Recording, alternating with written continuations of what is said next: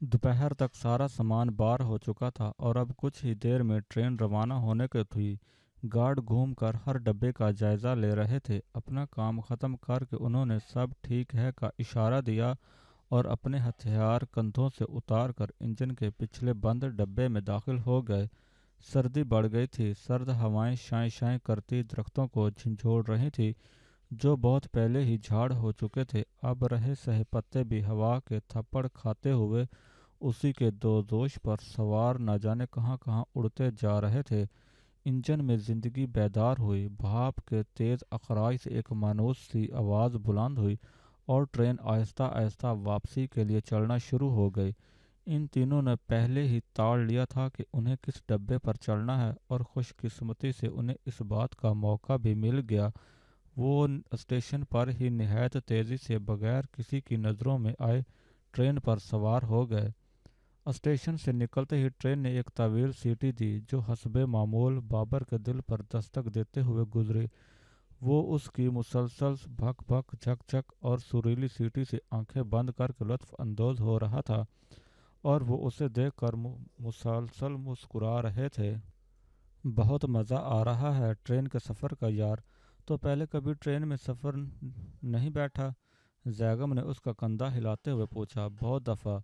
पढ़ते हम शहर में थे। मैंने इंजीनियरिंग यूनिवर्सिटी में और टमी वहाँ के बड़े स्कूल में। छुट्टियों में घर पर हमारा आना जाना ट्रेन से ही होता था। लेकिन वो डीजल से चलने वाली फजूल सी ट्रेनें हैं जिनमें ये लुत्फ़ नहीं है। गाड़ी, बस और ट्रेन का सफ़र एक जैसा ही है, लेकिन ये जो रेलगाड़ी है ना, इसकी बात ही कुछ और है। इसकी हर हर अदा में ऐसी रूमानी कैफियत छुपी है जिसको सिर्फ महसूस किया जा सकता है, बयान नहीं किया जा सकता। महसूस सिर्फ वो कर सकता है जो अहले दिल और अहले ज़ौक़ हो। कुरज़ौक़ लोगों के लिए इसमें कोई ख़ास कशिश नहीं होती। उनके लिए सिर्फ एक सफ़र है। बाबर ने किन आंखों से जैगम को देखते हुए कहा। अच्छा तंज, ख्वाबों में रहने वाले लोग अमली लोगों को कुरज़ौक़ कह रहे हैं भाई।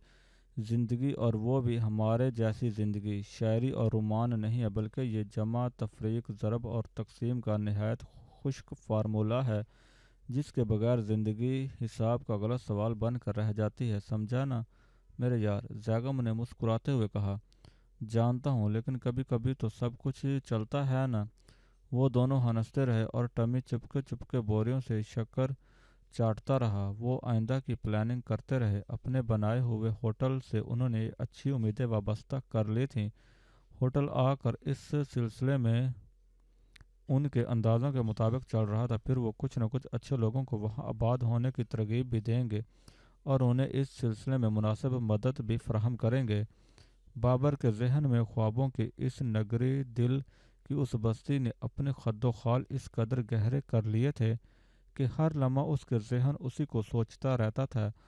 तैमूर की तालीम के हवाले से वो थोड़ा दिल गिरफ्ता था, लेकिन कोशिश के बावजूद उसे ये बात बिल्कुल समझ में ना आई कि वो कैसे उसकी तालीम का एहतमाम कर। यार, क्यों परेशान होता है कि तालीम किताबें पढ़ने का नाम नहीं होता। यहाँ हमारे साथ वो मुआशरे की तमाम आलाइशों से पाक एक साफ़ सुथरी ज़िंदगी का सबक पढ़ रहा है, और जो कुछ वो सीख रहा है वही दरअसल ज़िंदगी की तालीम है। और बाकी जितना हम दोनों ने पढ़ा है इतना भी सिखा देंगे। हो सकता है मुस्तकबिल में उसे ऐसे हालात हो जाएं कि तेरी ये ख्वाहिश भी पूरी हो जाए। फिक्र ना कर यार, अल्लाह पर भरोसा रख। जैगम ने उसे दिल गिरफ्तार देख कर तसल्ली दी। यार, तेरे जैसा हौसला देने वाला दोस्त ना मिलता तो ना जाने हम दोनों का क्या होता। बाबर मुस्कुराया।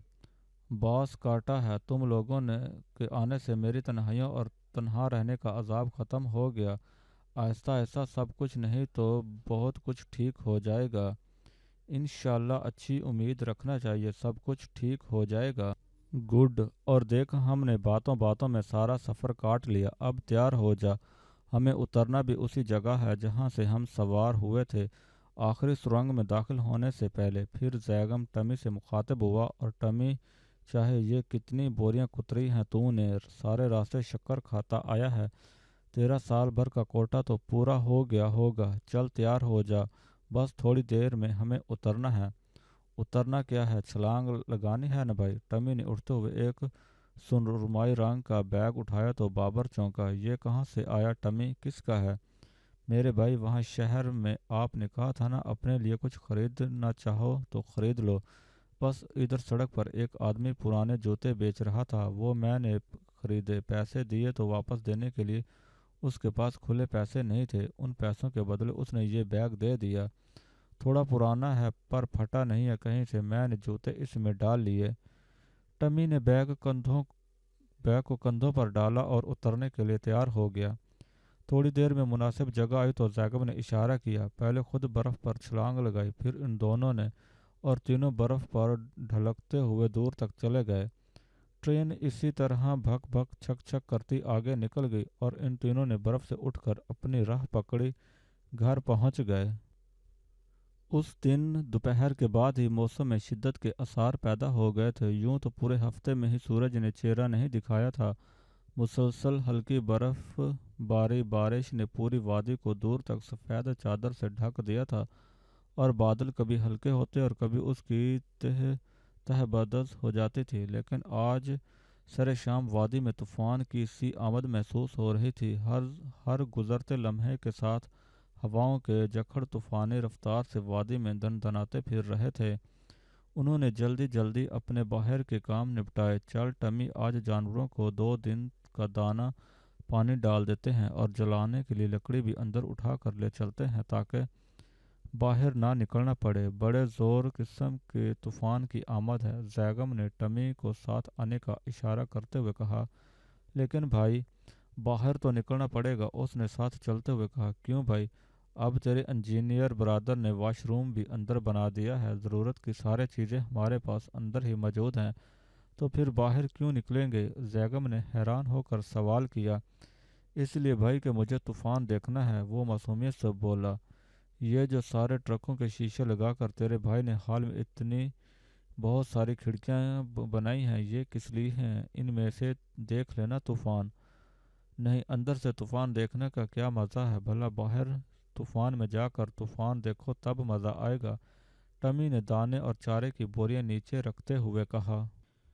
यार, तुम दोनों भाइयों में कुछ मैन्युफैक्चरिंग फॉल्ट्स हैं। एक ख्वाबों की दुनिया का शहजादा है तो दूसरा तूफ़ानों से खेलने का शौकीन, और मैं बेचारा अपने हाल में मस्त रहने वाला एक सीधा साधा इंसान। हम सिर्फ 3 लोग हैं यहाँ, लेकिन माशाल्लाह कितने रंग बिरंगे हैं। जैगम कहका मार कर हंसा। दाना पानी हो गया है भाई, आप मुर्गियों को भी देख लो, टमी ने पूछा। डाल नहीं दाना, मैं लकड़ियाँ उठाता हूँ। नहीं भाई, वो इधर 2 मुर्गियाँ अंडों पर बैठी हैं, मैं उनके पास जाता हूँ तो वो चख चख कर मुझे चूंचे मारने लगती हैं। मुझे डर लगता है। वो मुस्तकबिल की माएँ हैं, माँओं से डरना ही चाहिए। चल, मैं डाल देता हूँ, तू ये लकड़ियाँ उठा ले। जब वो दोनों झोलीदार का दरवाज़ा बंद करके निकले तो अंधेरा फैलने के साथ साथ तूफ़ानी हवाएं की शिद्दत में खासा इजाफा हो गया था, और उनकी हवाओं के दोष पर आती बर्फ़ इतनी ज़्यादा थी कि लगता था जैसे उसने फ़िज़ाओं में सफ़ेद चादरें फैला रखी थी जो हवाओं से फड़फड़ा रही हों। वो दोनों जितनी देर ऊपर काटे तक पहुँचे, बर्फ़ ने उन्हें भी उनके हिस्से से नवाज दिया था, जिसे बाहर रुक कर उन्होंने झाड़ा, फिर अंदर दाखिल हुए। देख लिए तूफ़ान में जाकर तूफ़ान का नज़ारा? जैगम ने टमी से पूछा तो वो हंसने लगा। बाबर ने आतिशदान में आग जला रखी थी, वो दोनों भी वहीं जाकर बैठ गए। अंगारों पर पतीली रखी थी जिसमें कुछ पक रहा था। खुशबू तो अच्छी आ रही है, क्या पका डाला यार? जैगम ने पूछा। ख्वाबनगर।